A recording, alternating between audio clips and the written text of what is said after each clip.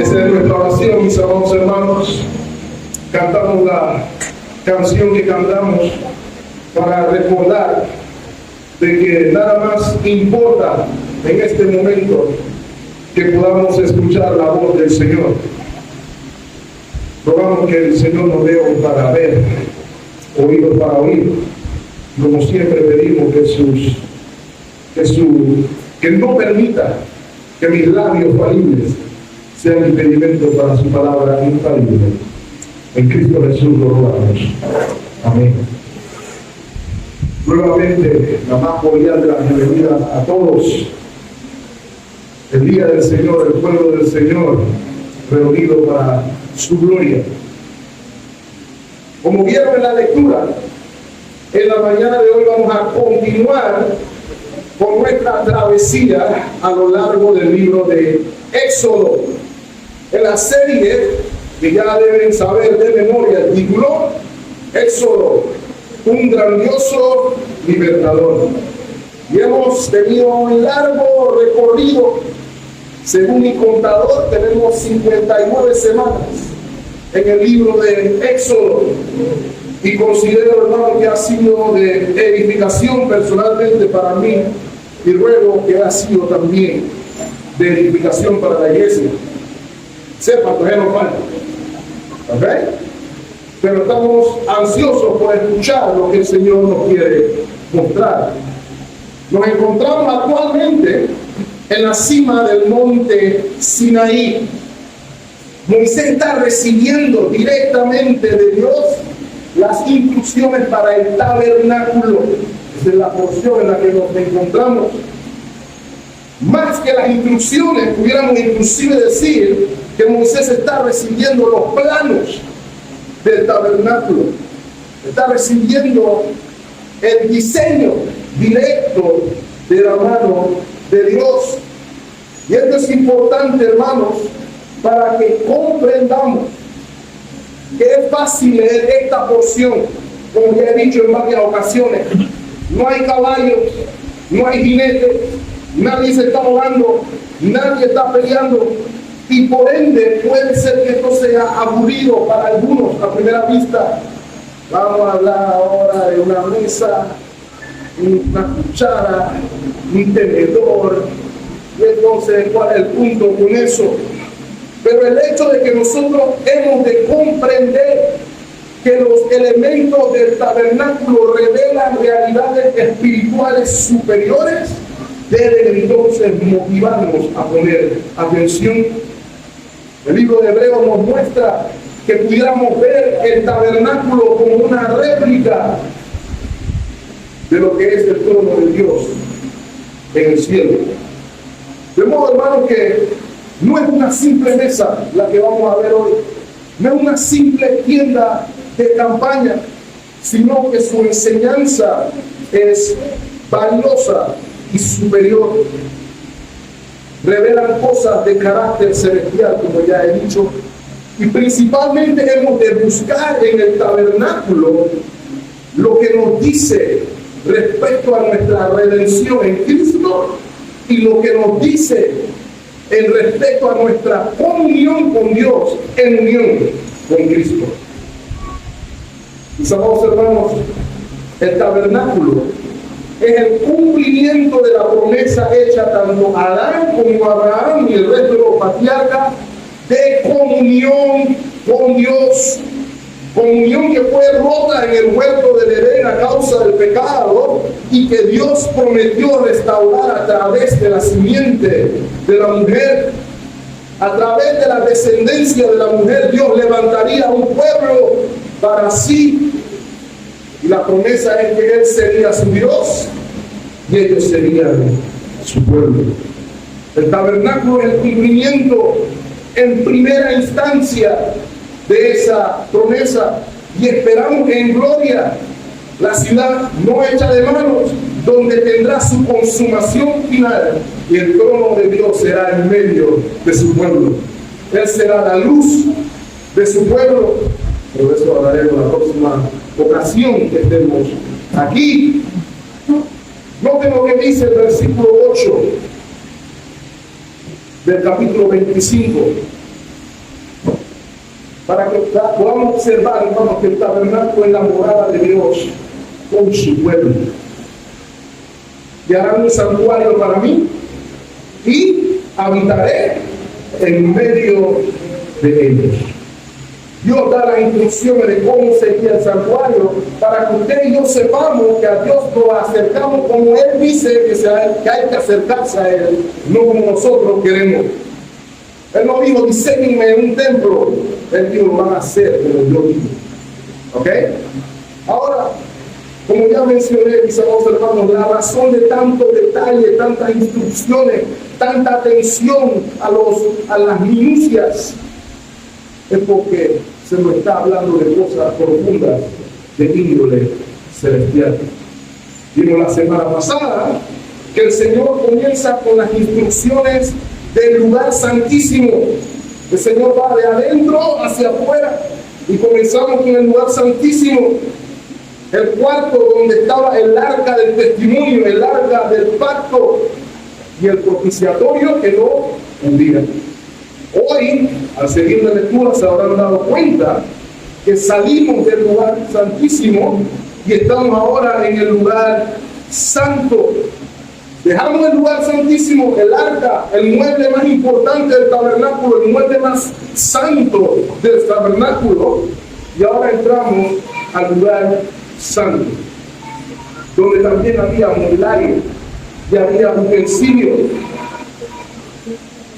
Si recuerdan, hermanos, dijimos que el arca era el trono de Dios en medio de su pueblo. Era el cumplimiento exacto de Dios en medio de su pueblo. Y que esa presencia de Dios en medio de su pueblo era posible por la propiciación de los pecados del pueblo. Ahora, en el lugar santo, vamos a ver el resultado de esa propiciación. ¿Cómo se ve esa propiciación? Y esa propiciación se ve en la mesa del pan de la proposición. De hecho, ese es el título del mensaje de esta mañana.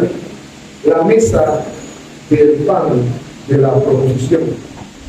Entre el lugar santísimo y el lugar santo había un velo adornado también por querubines, pero recordando, hermano, que este velo nos habla de la santidad y la separación que hay entre Dios y el resto de su creación.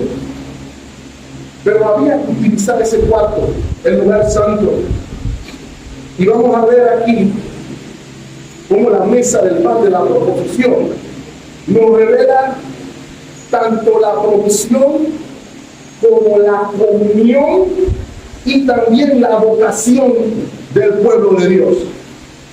Esas son las tres cosas que nos revela el texto. Yo quisiera que nos enfocáramos en tres cosas esta mañana. La primera, quiero que veamos lo que era la mesa del pan de la propiciación, de la proposición, perdón, no la propiciación, para el pueblo de Dios. Lo segundo que quiero que observemos es lo que acabamos de cantar, lo que nos dice la mesa de la proposición acerca de Cristo. Y en tercer lugar, lo que el pan o la mesa del pan de la proposición nos enseña con respecto a nuestra vocación como iglesia de Cristo, como pueblo de Dios. Lo que era para el pueblo de Israel, lo que nos dice acerca de Cristo y lo que nos dice acerca de nosotros como pueblo de Dios.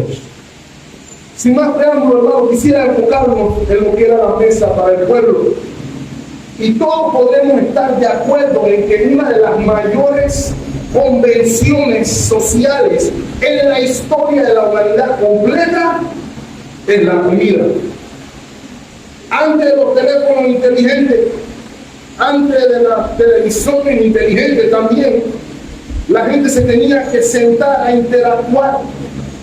Y por lo general la gente interactuaba mientras comía.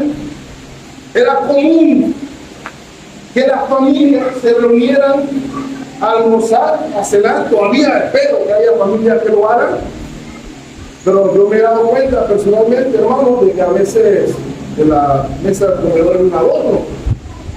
Los pelados quieren comer con su teléfono, los pelados adultos también quieren comer con su teléfono, y no hay interacción. Pero antes, la hermana Griselda podrá afirmar, es una de las que sabe de esa época, eso era lo más normal y común, era esperado y anticipado. La hora de la comida era la favorita, no solamente porque se podía comer desde luego, pero también por la interacción mutua, la interacción en familia. Y eso era hasta hace poco. Sin embargo, hermano, en el antiguo cercano oriente, en los días que estamos viendo en la Escritura, era todavía más profunda el valor de una comida, porque representaba también promesas, pactos, votos, alianzas. Todas se sellaban con una comida alrededor de la mesa. De modo que para nosotros comprender con mayor claridad la mesa del pan de la proposición, pensemos en una comida que señala una alianza, una comida que señala unión, intimidad, inclusive pudiéramos decir, mis amados hermanos. Por ejemplo, versículo 23 de nuestro texto se nos describe la misma mesa en sí. Dice el versículo 23: harás asimismo una mesa de madera de acacia, su longitud será de 2 codos y 1 codo su anchura y su altura de 1,5 codos. Parece me duele todavía. La cubrirás de oro puro y le harás una cornisa de oro alrededor. Le harás también una moldura alrededor de 1 palmo menor de anchura y harás la moldura una cornisa de oro alrededor y le harás 4 anillos de oro, los cuales pondrás en las 4 esquinas que corresponden a sus 4 varas. Los anillos estarán debajo de la moldura para lugares de las varas para llevar la mesa. Harás las varas de madera de acacia y las cubrirás de oro y con ellas será llevada la mesa. Versículo 29. Harás también sus platos, sus cucharas, sus cubiertas y sus tazones, con que se librará de oro fino, los harás. ¿Ok?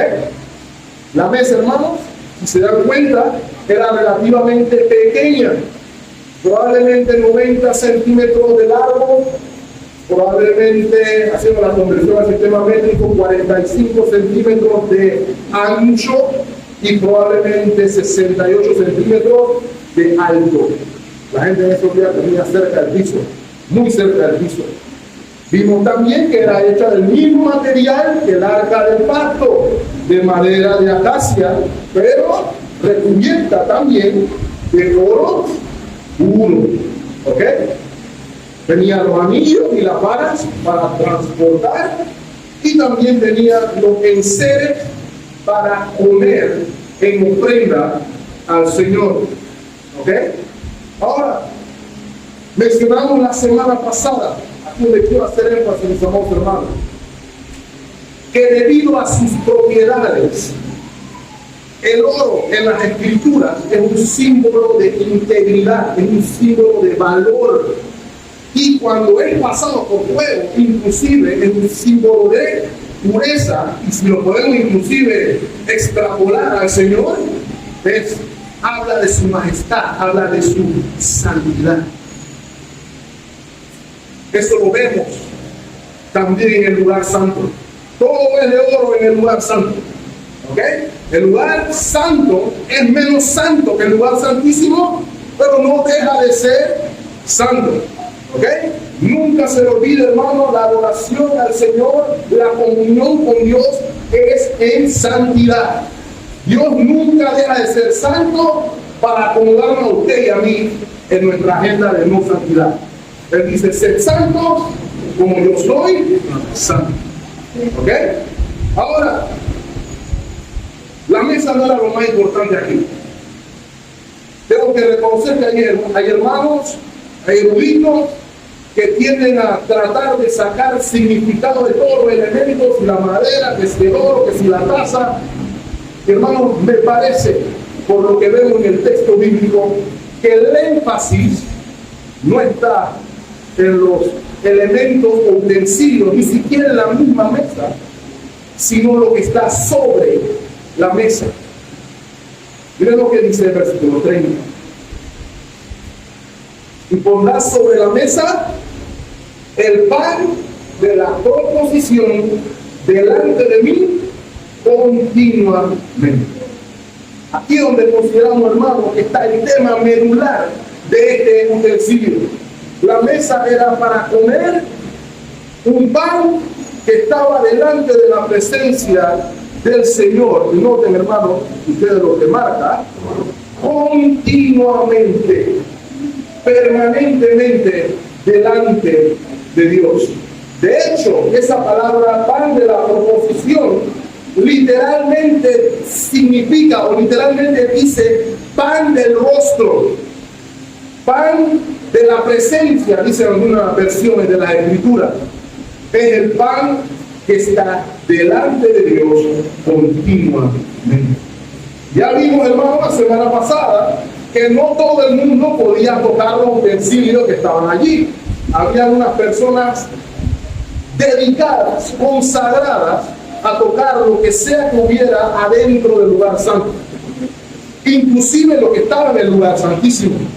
En Primera de Crónicas, capítulo 9, versículo 32, se nos dice que los hijos de Coat no solamente estaban encargados del transporte de los muebles y utensilios del templo, como vimos la semana pasada, sino que estaban a cargo del pan también.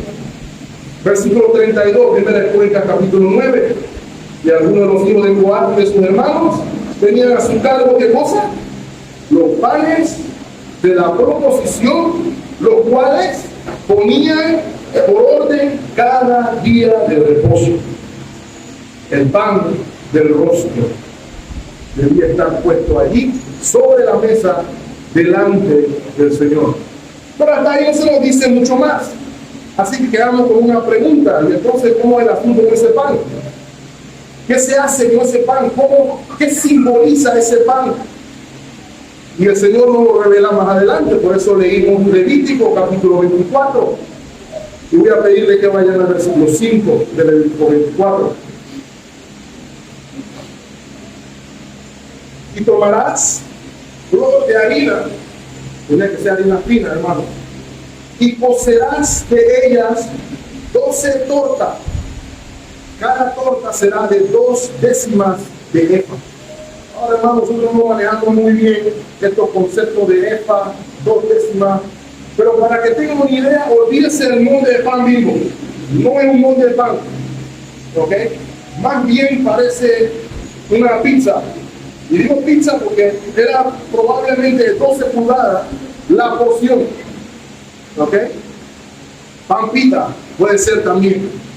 ¿Ok? Era como una torta, pero era un pan grande. ¿Ok? Y había que acomodarlo sobre la mesa, como dice el versículo 6, en 2 hileras. 6 tortas en cada hilera.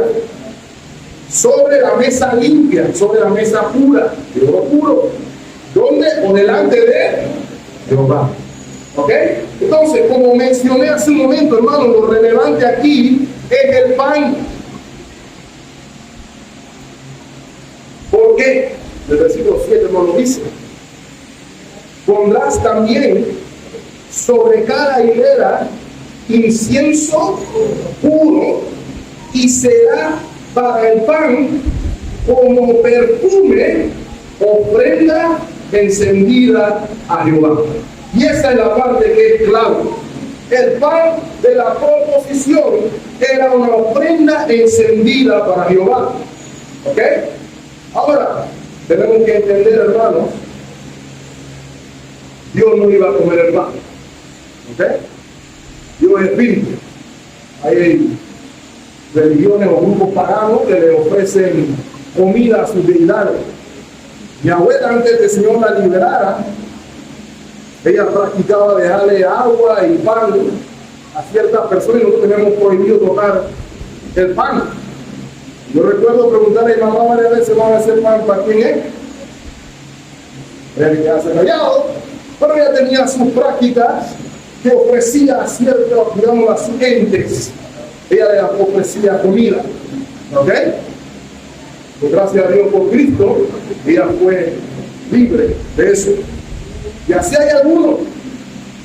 Los amigos estadounidenses también hacen algo similar, porque entiendo que para fiestas navideñas, los que tienen chimenea, le preparan una cena al hombre barbudo cuando viene bajando la chimenea, ¿cierto? Pero nadie se come el pan con la galleta, porque la realidad es que estas cosas no existen. No obstante, hermano, el Señor que está en los cielos, y Él no necesita de nada ni de nadie. ¿Ok? Él no necesita nada de lo que usted tenga, ni en su bolsillo, ni en su cocina.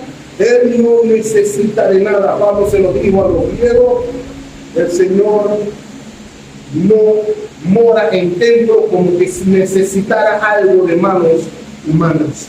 Él es autosuficiente, Él es autoexistente. Y es importante aclarar eso, porque entonces el beneficio del pan, aun cuando era una ofrenda, no era para Dios, sino para los que participaban del pan, de la proposición. La ofrenda, como ven ahí, era comida por los sacerdotes, como nos señala el versículo 9. Aarón y sus hijos eran los que debían comer el pan de la proposición en representación del pueblo. ¿Ok?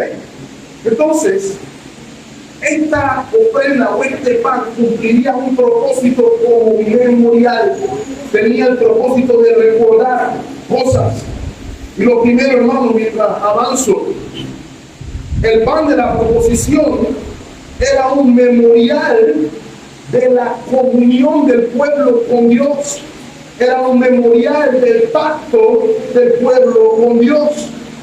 Vuelva conmigo a Éxodo capítulo 24, versículo 10.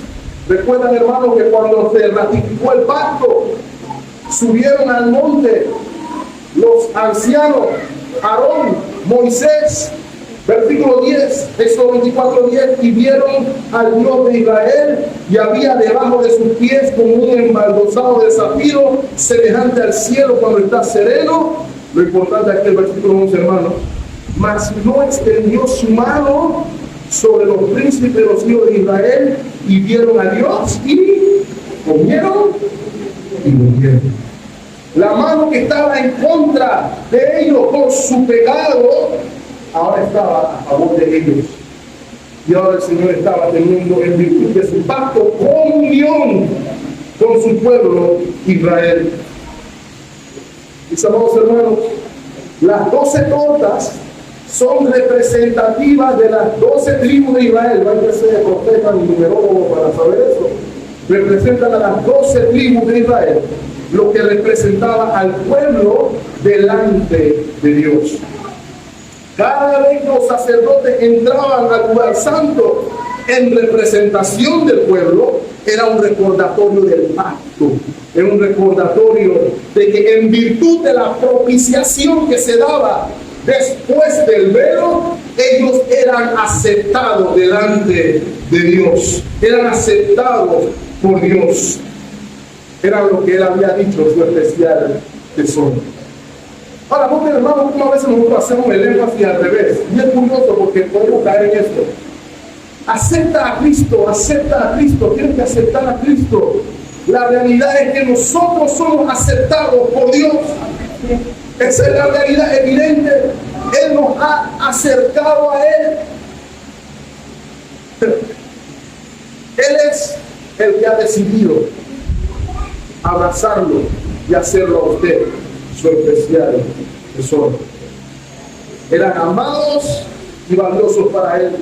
Permítame citar, por ejemplo, al pastor Michael McKinley.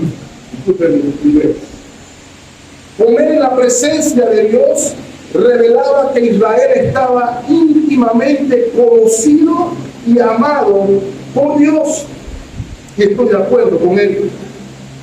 Ahora, hermanos, ellos eran aceptos por Dios. Note lo que dice el versículo 9 nuevamente. Y será de Aarón y de sus hijos, los cuales lo comerán en lugar santo, porque es cosa muy santa para él de las ofrendas encendidas a Jehová por derecho perpetuo. ¿Ven cómo habla esto del pacto? Eternamente. Ahora, aun cuando la comida representaba comunión con el pueblo, paradójicamente no todos podían comer pan.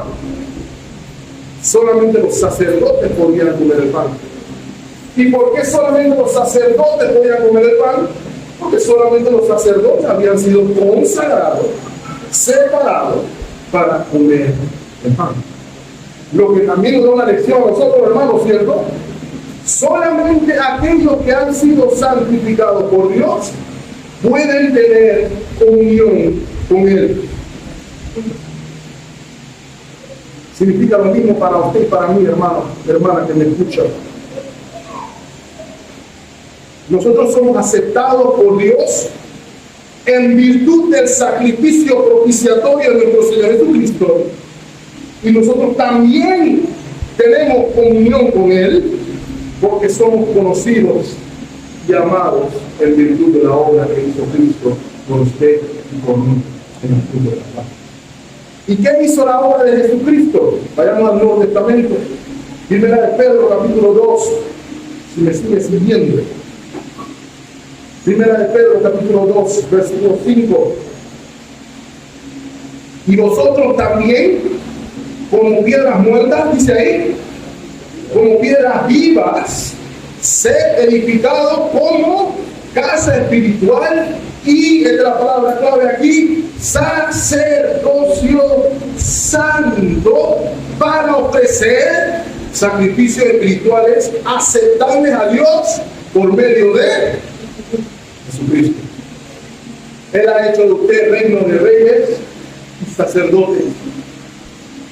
Ustedes son pueblo escogido, nación santa, pueblo adquirido por Dios para anunciar las virtudes de aquel que los llamó de las tinieblas a su luz. Por él, hermano, usted hoy es partícipe de esa comunión con Dios. Usted está invitado a la mesa, no porque usted sea la última Coca-Cola del desierto, sino porque usted fue encontrado acepto en Cristo Jesús. Esa es la diferencia, mis amados hermanos. Efesios capítulo 1, versículo 6, dice que fuimos hechos aceptos en el amado para la alabanza de la gloria de su gracia. ¿Ya? Así que el pan es un recordatorio de su comunión con Dios.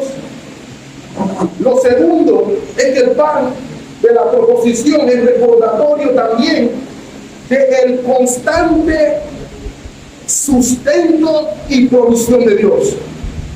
Es lo segundo que es un recordatorio aquí.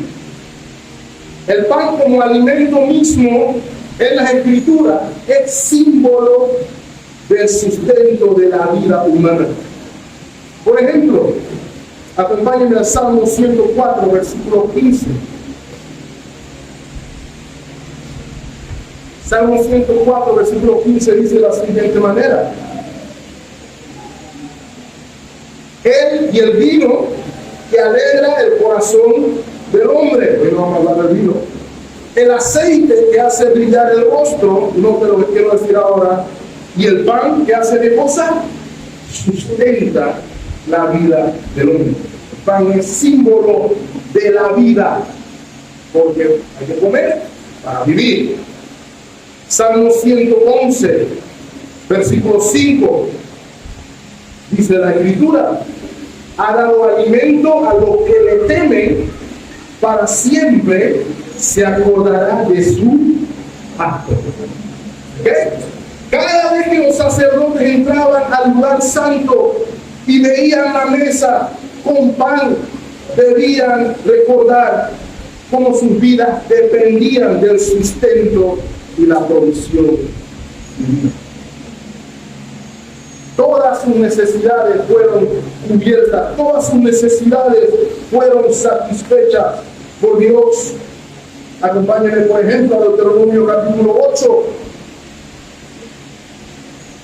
versículo 2.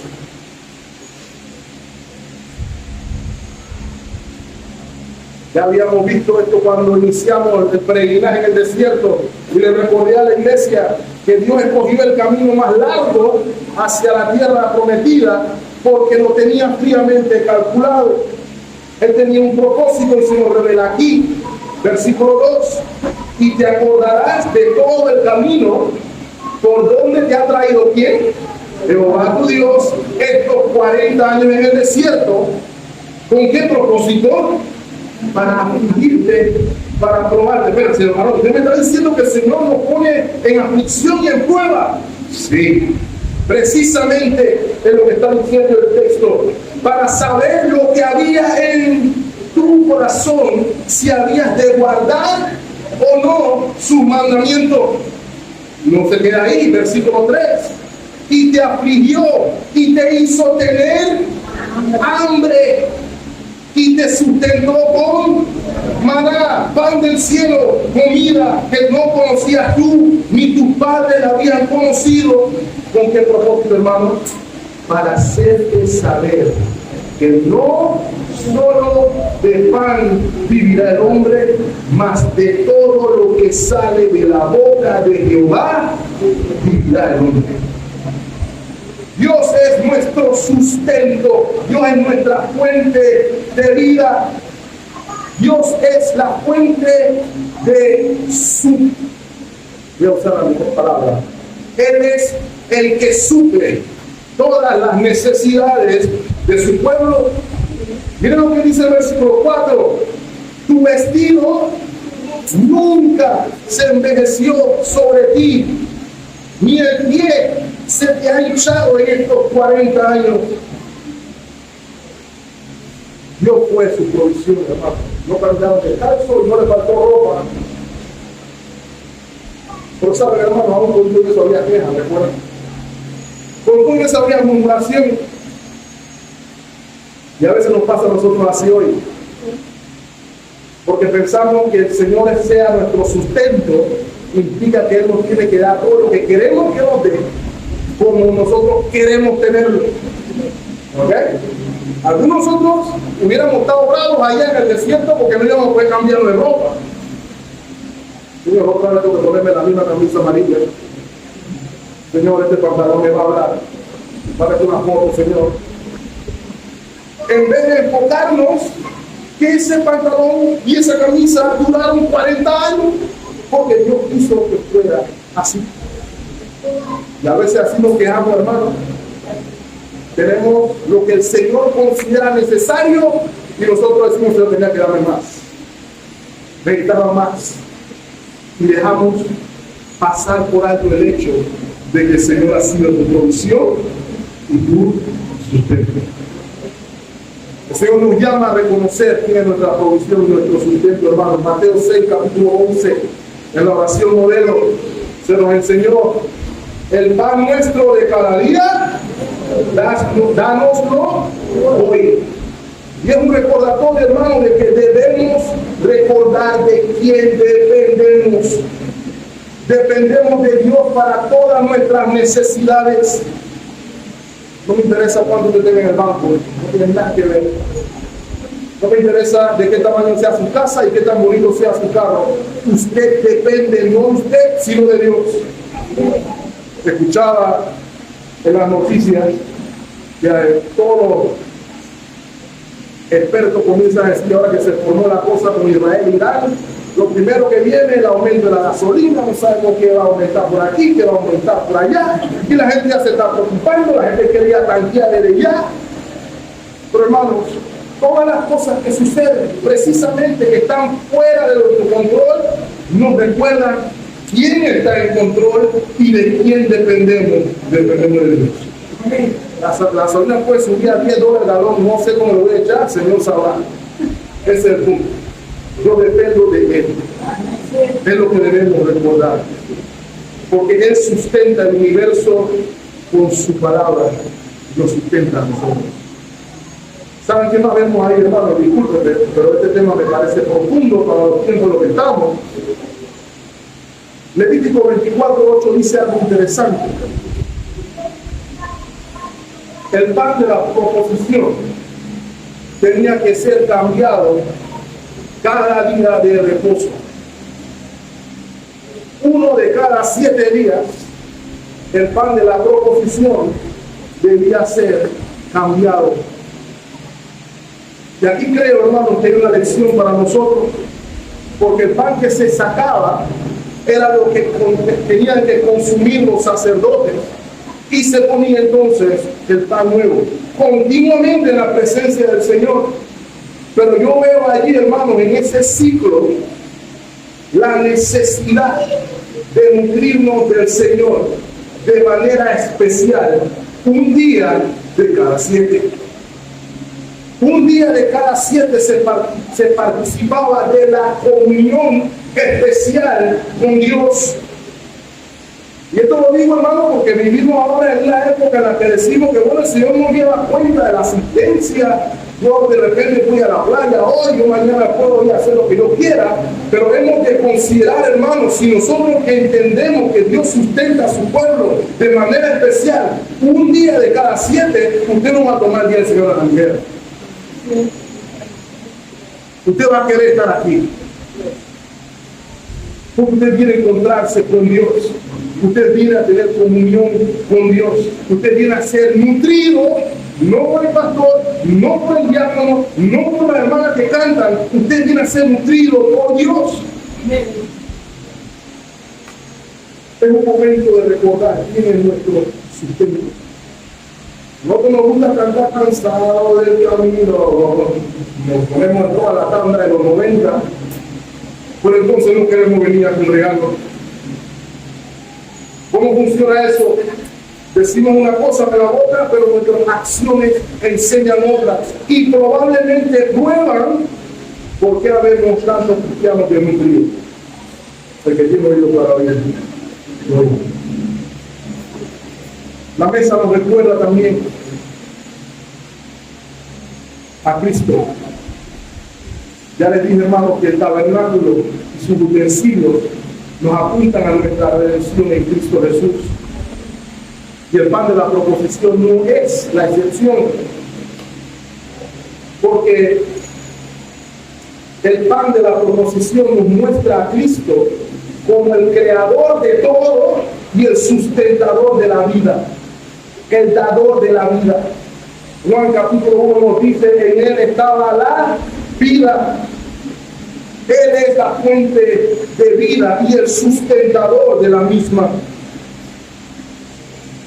Juan capítulo 6, por ejemplo, se da un evento importante donde el Señor revela precisamente esa divinidad suya en el famoso evento de la alimentación de los 5,000. El Señor de manera milagrosa alimenta a 5,000 personas, ya tú sabes la historia, ¿cierto? Con 5 panes de cebada y 2 peces. ¿Saben qué es lo curioso, hermano? Curiosamente sobraron 12 cestas de pan. ¿Tendrá que ver con lo que estamos viendo? Es probable, mis amados hermanos. Pero lo que quiero llamar su atención es lo siguiente, hermano. El Señor se revela como el creador, el sustentador de vida. Yo he visto a mi esposa agarrar una hojalda y estirarla hasta el infinito prácticamente.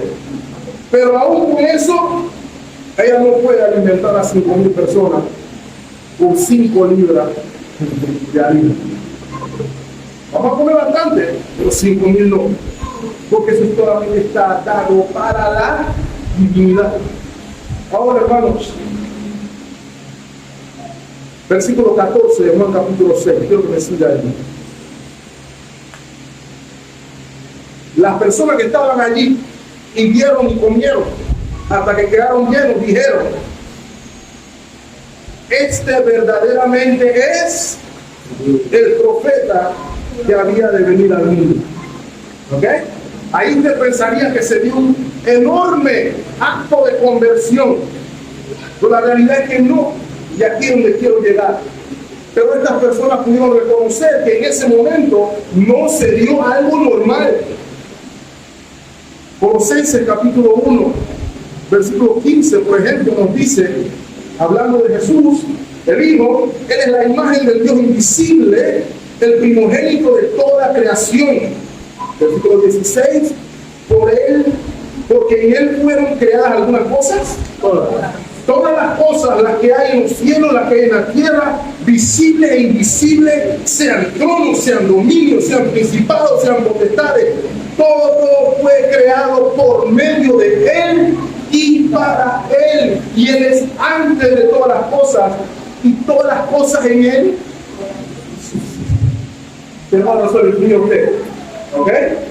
Hebreos 1:3 nos dice también, por ejemplo, el cual siendo el resplandor de su gloria y la imagen misma de su sustancia, y quien sustenta todas las cosas con las palabras de su poder, habiendo efectuado la purificación de nuestros pecados por medio de Él mismo, se sentó a la diestra de la majestad en las alturas. Cristo es el Dios creador y sustentador de todas las cosas. Él no solamente es el creador y sustentador de todas las cosas. Él mismo es el pan de vida.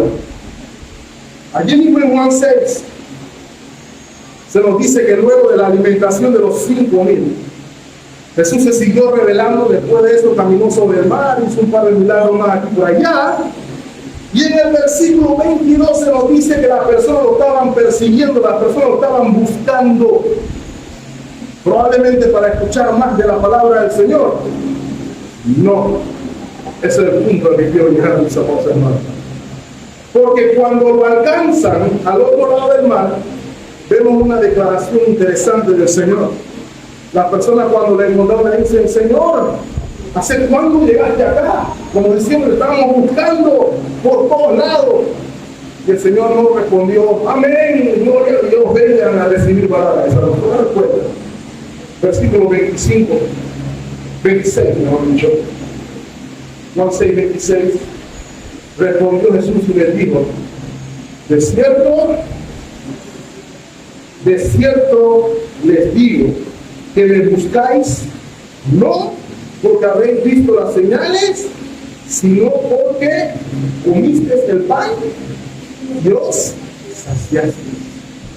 Ellos estaban buscando el beneficio, no al dador del beneficio. Y esto es importante, hermano, porque entonces el Señor responde lo que usted y yo debemos entender del pan de la proposición. Trabajar no por la comida que perece, Juan 6:27, sino por la comida que a vida eterna permanece. ¿Quién tiene esa comida? La cual el Hijo del Hombre os dará, porque a él señaló Dios. ¿Saben lo que está mostrando el Señor ahí, hermano? Hay gente que busca el contentamiento en todo menos donde verdaderamente lo hay. Hay quienes buscan satisfacción en todo menos donde verdaderamente lo hay. Algunos lo estamos buscando en cosas, inclusive algunos de los que decimos que profesamos la fe, estamos buscando satisfacción no en el dador de la fe, no en el dador de la vida, sino en lo que da Él. Y hermano, es por eso que yo particularmente tengo un problema serio con el evangelio de la prosperidad. Por eso creo que hace daño, porque, hermanos, hace que la gente se enfoque, al igual que la gente que estábamos viendo aquí, en la comida, en vez de en lugar de enfocarse en el amor. Cristo es el pan de vida. Algunos nos acercamos, le escuchamos: ven a Cristo si quieres esposa, Ven a Cristo si quieres carro. Ven a Cristo si quieres trabajo. Ven a Cristo si te quieres curar tus enfermedades. Ven a Cristo si quieres ser rico. Cristo no vino a la cruz a morir para que usted fuera rico. Cristo no vino a la cruz para que usted tuviera un carro último modelo. Si lo tiene, gloria a Dios, pero no fue para eso. Cristo murió para que usted tenga.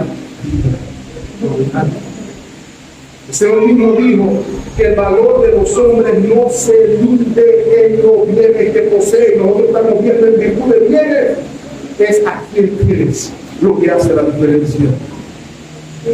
Permita citarle al puritano John Flavel. Él dice de la siguiente manera: echa una mirada a todas las cosas creadas, estudia el universo y observa primero la fortaleza, segundo la belleza, tercero la fidelidad y cuarto la sabiduría, pero no encontrarás nada tan excelente en ellos como si vayas en Cristo. El pan tiene una cualidad, el agua tiene otra, la ropa tiene otra, la medicina otra, pero ninguno de ellos tiene lo que Cristo posee. El pan para el hambriento, el agua para el sediento, el vestido para el desnudo, la sanidad para el herido, y sea lo que fuere que un alma pudiera necesitar o desear, se encuentra en Cristo. Cristo es el pan de vida, hermanos. Ellos preguntaron: ¿qué tenemos que hacer para poner en práctica las obras de Dios? Juan 6:29 dice: respondió Jesús y les dijo: esta es la obra de Dios, que creáis en el que Él ha enviado. Y mi pregunta es: ¿ha creído usted en el que Él ha enviado? Porque ellos querían una señal, hermano. Ellos estaban esperando una señal fantástica. Y mientras yo meditaba en esto, me quedé pensando, hermanos, necesitaba una señal por encima de que 5,000 personas dormieron en un día. Pero necesitaban más señal. Versículo 33. Perdón, versículo 32. Jesús les dijo: de cierto os digo, no dio Moisés el pan del cielo. Yo estaba diciendo que ellos vieron maná del cielo. Es el argumento de ellos. ¿Qué tienes tú? Supera el maná del cielo. Era en pocas palabras lo que le estaban diciendo al Señor. Y Jesús le dijo: de cierto os digo, no dio Moisés el pan del cielo, mas mi Padre os da el verdadero pan del cielo. ¿Ok? El maná era pan del cielo, pero no era el verdadero pan del cielo. Versículo 33. Porque el pan de Dios es aquel que descendió del cielo y da vida al mundo. Tienes vida hoy, estás muerto, hermano. Entonces ellos responden en el versículo 34: Señor, danos siempre de este pan. El Señor les dice en el versículo 35, lo que quiero dar a ustedes, hermano: yo soy el pan de vida. El que a mí viene nunca, hermanos, nunca tendrá hambre. Y el que en mí cree no tendrá sed jamás. Versículo 47. De cierto os digo, el que cree en mí tiene vida eterna. Y se nos repite en el versículo 48: yo soy el pan de vida. Vuestros padres comieron el maná en el desierto y murieron. Este es el pan que desciende del cielo, para que el que de él come no muera. Yo soy el pan vivo que descendió del cielo. Si alguno comiere de este pan, vivirá para siempre. Y el pan que yo os daré es mi carne, la cual yo daré por la vida del mundo. Mi pregunta para usted hoy: ¿has comido del pan de vida? ¿Has comido su carne y bebido su sangre? Y obviamente las personas que estaban ahí no lo entendieron, porque también se fueron. Solamente les he dado a lo que el Espíritu se lo muestra el deseo de comer el pan del cielo. Piensa que estás viviendo porque tienes lo que consideras que tienes. Permítame decirte que estás muerto en tus delitos y pecados. Solamente hay vida en Cristo Jesús. ¿Tienes hambre? Ven a Cristo. Y si no tienes hambre de Cristo, permíteme decirte que estás comiendo en otro lado. Y lo que estás comiendo en otro lado no satisface, hermano. Porque siempre tienes que regresar a lo mismo. Siempre tienes que buscar tu dosis. Pero el que está en Cristo, hermano, está completo. No le hace falta nada. Quiero tomar los últimos minutos, hermano, para que apliquemos también lo que el pan nos dice de nuestra vocación, de nuestro llamado. El pan nos habla de nuestra provisión de parte de Dios. El pan nos habla de nuestra relación con Dios. El pan nos apunta a Cristo, que Él es la fuente de vida. Él es el sustentador de todo. Él es el único que satisface el alma verdaderamente. Pero el pan también nos habla como cuerpo, como iglesia. Recuerden, hermanos, las 12 tortas de pan representaban también al pueblo de Dios delante del Señor continuamente. Quiero decirle, hermano, que Cristo Jesús, nuestro sumo sacerdote, nos presenta delante de Dios como una ofrenda continua. Así como entraron los sacerdotes al lugar santo, Cristo nos presenta delante de Dios. En Él somos ofrenda para Dios. Lo que quiere decir, hermanos, si entendemos correctamente lo que nos dice el texto, es que la mesa del pan también apunta a nuestras vidas consagradas delante de Dios. Nuestras vidas son una ofrenda permanente delante de Dios. ¿Han escuchado el término corandeo? El término corandeo significa delante del rostro de Dios, en presencia de Dios.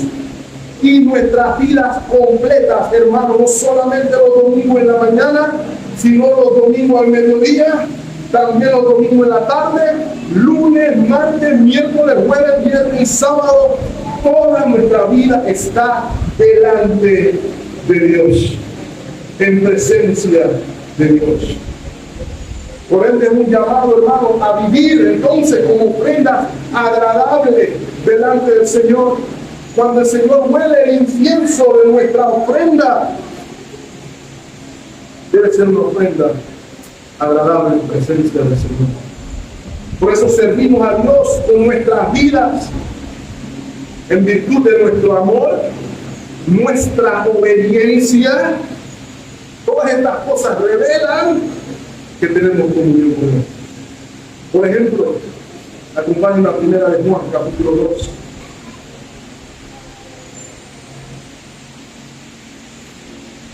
Primera de Juan, capítulo 2, versículo 4 dice: el que dice, yo le conozco, y no guarda sus mandamientos, dice Juan, el tal es mentiroso y la verdad no está en él.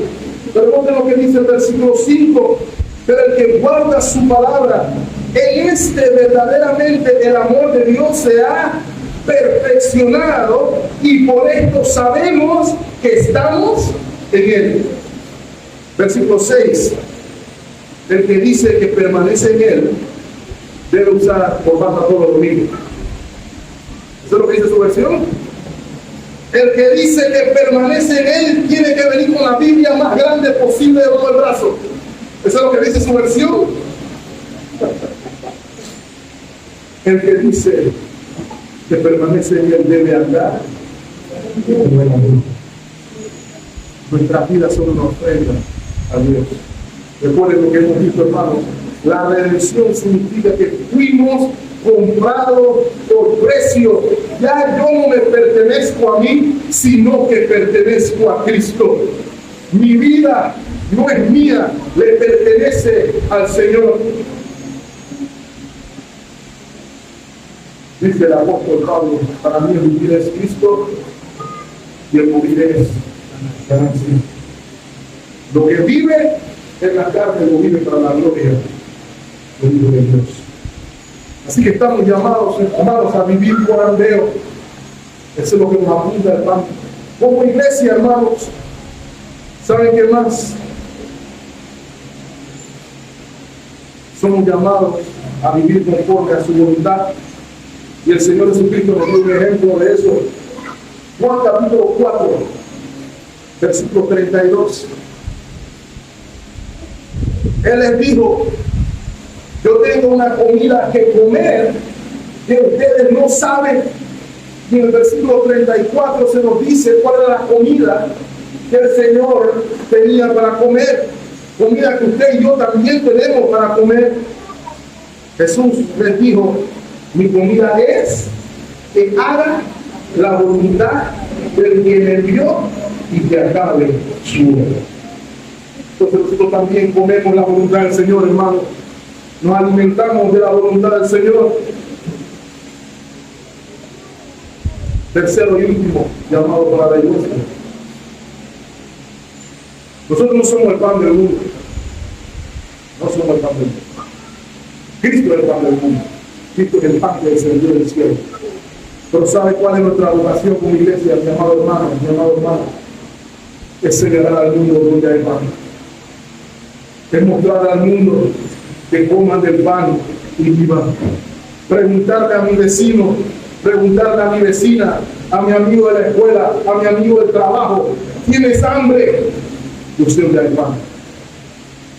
Escuché a un pastor estadounidense decir una palabra que me marcó mucho. Los cristianos realmente no tenemos espacio para la soberbia, porque nosotros también éramos todos mendigos, muertos de hambre, hermano. Y el Señor nos encontró, y el Señor nos dio pan.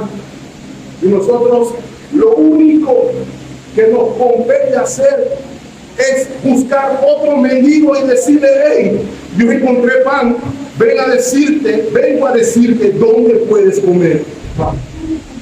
No nos guardamos el secreto para nosotros, sino que buscamos cómo repartir pan. Y hermano, no solamente en acción misionera, que está bien, no solamente en comedores, en eventos, que está bien, pero estamos hablando no solamente de la necesidad física, sino de la necesidad espiritual.